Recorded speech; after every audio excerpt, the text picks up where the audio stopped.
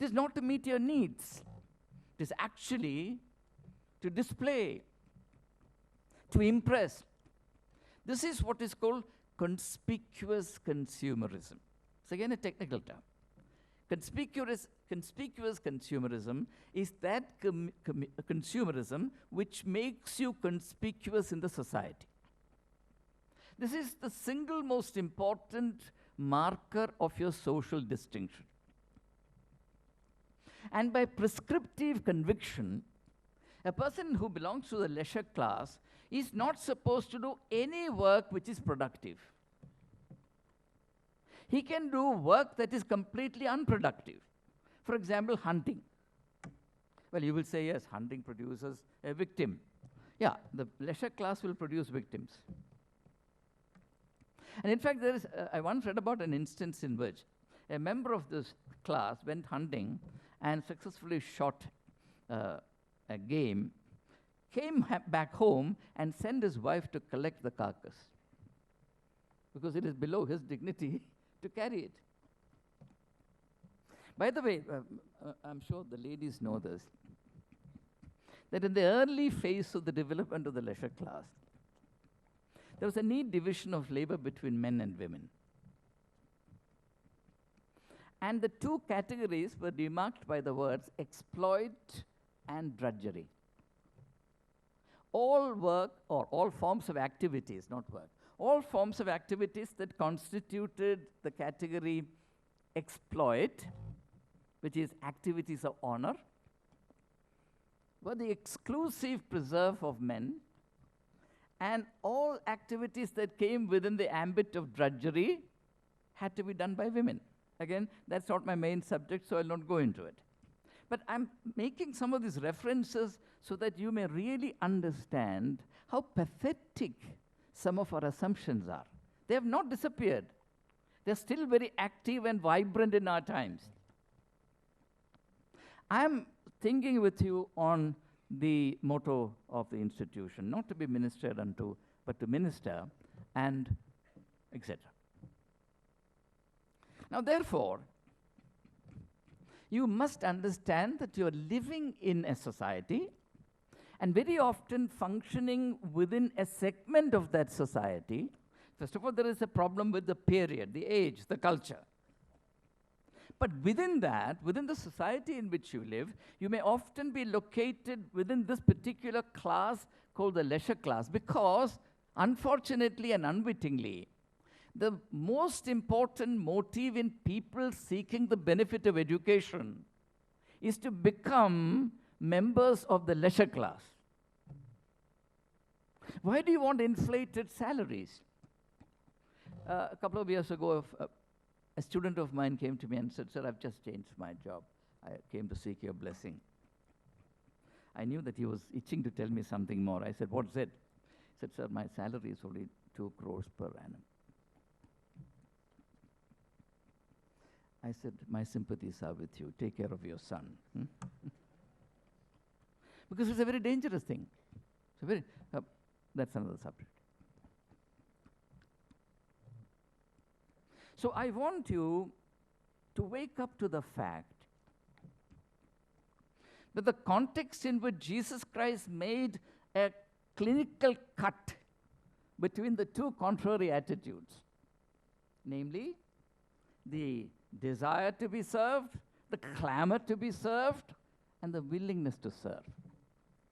There is no confusion. Jesus is like the laser. You will never see him confused. And a physician cannot afford to be confused. You must understand why certain attitudes affect you, colonize you, and cripple you. And this may not really be what you want, but this, if you're not vigilant, this is where you will end up. And that's the reason why it needs to be thought out in advance. You're at the threshold of something great, and that greatness should not be lost. That's my concern.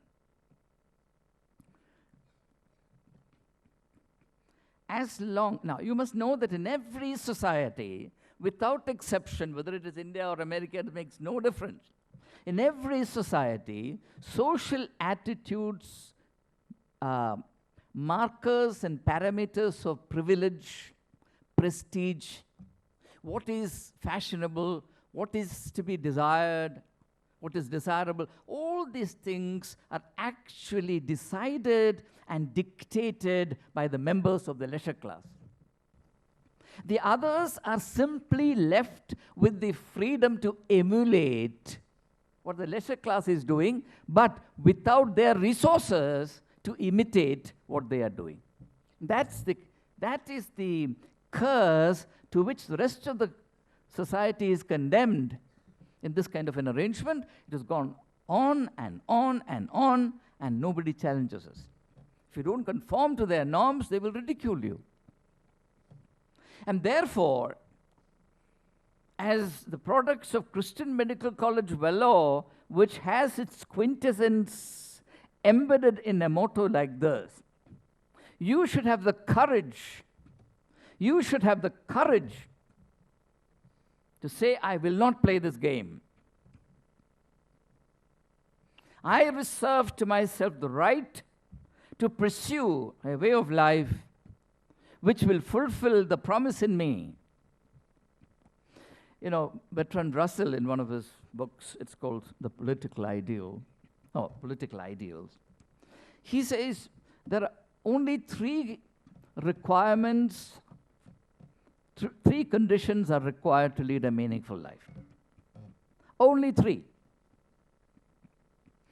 One is the reorientation from the acquisitive mentality to a creative mentality. The second is a spirit of reverence, as against the spirit of ridicule today, or the casualness, the indifference. The third is, and mind you, this is very important for any professional, the third is the freedom, and this is his understanding of freedom. What is freedom? The freedom to express your true self through the work you do. And he says this is the rarest luxury today. You're not expressing yourself. You're expressing the mores and the values, the attitudes, the dreams and the nightmares that some other people conjure up. You simply imbibe it. There's a very stimulating sociologist by the name R.H. Tawney. He's a British sociologist. Great Britain has not produced many great sociologists. He is perhaps the best.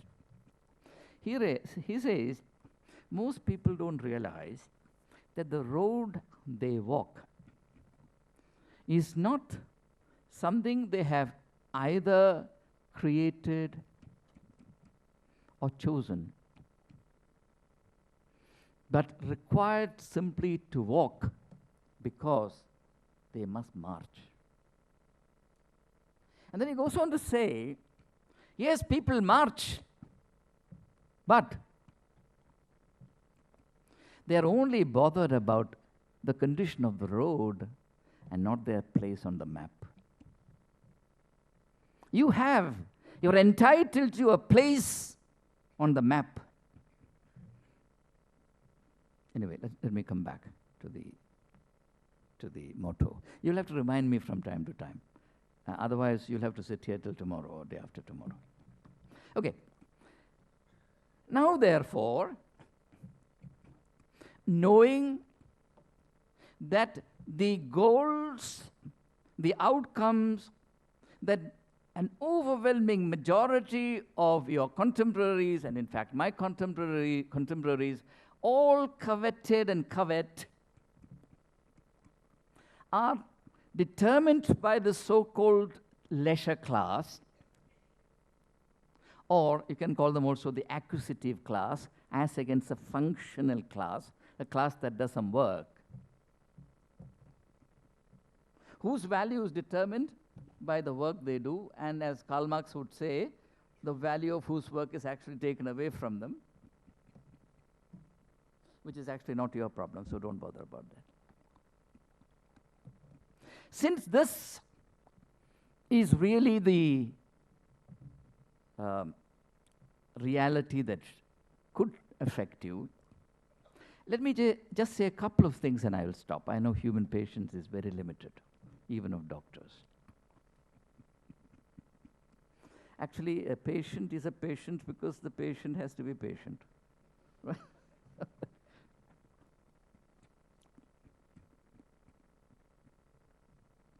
Now, one of the foremost issues in the culture of the leisure class is the allergy to service. They make a virtue of not having to do anything which is socially productive.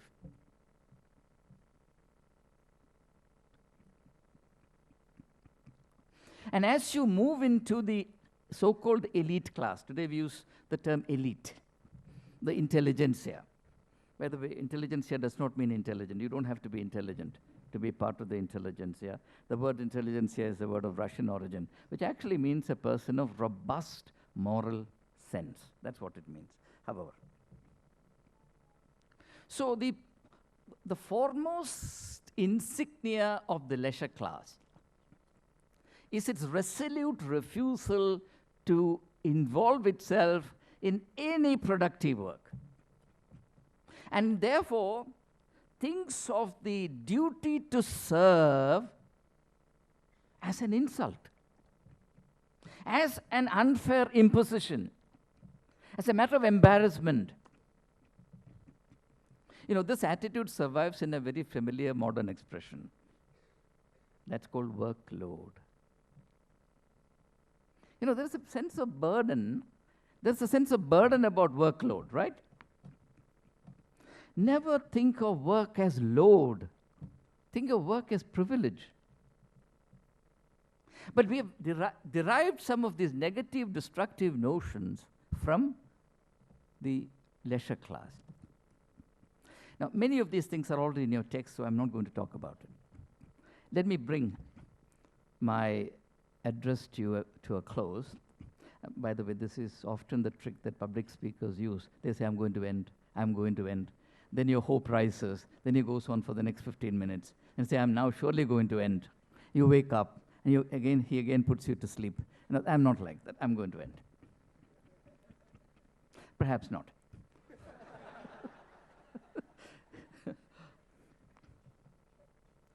Now, let me just identify one more issue, and then the others are there in your text, which is the fact that historically, this class, this elite social class, is distinguished by its delight in cruelty.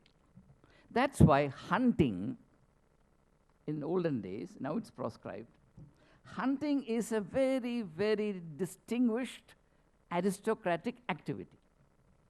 It's a prestigious activity. Not everyone has the right to hunt. Because now you can hunt human beings. But don't hunt other animals, you'll get into trouble.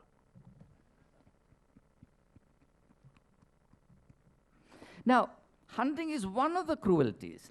The other, for example, was ill-treating men and children. It was very cruel. Confining the activities of women. Women had to be confined to their homes. And a lady of means could only hold a party, couldn't go and attend in the early stages, could only hold a party in her own salon, in her room, that she could throw a party. Severe restrictions. Cruelty on slaves and servants. Cruelty on animals. Cruelty on criminals. For example, in the high culture of Rome, during the time of Nero, the nobility will sit at dinner after sundown, and in order to give light to them, there would be some human bodies burning. This is not hearsay, this is historical record. And the nobles sitting there will watch this and take a morsel of food and eat it with relish. That was this high culture. And traces of it are still there in our mind. It will not go. So we must understand that there is an element of cruelty in this way of life. This way of life is violent. Why am I referring to this? I'm referring to this because for decades it's been agreed by all those who thought about medical education, that one of the most important goals of medical education must be to produce the compassionate doctor. Now, I don't think it's being talked about anymore. I mean, I know other institutions. In Delhi, nobody talks about the compassionate. I mean, I have myself addressed several conferences and seminars on compassionate doctor in Delhi. But that was in the 70s, 80s. I have not had a single experience like that after that. Because in the kind of culture that is rising, compassion has become a dispensable luxury. Its place is taken by technological wizardry.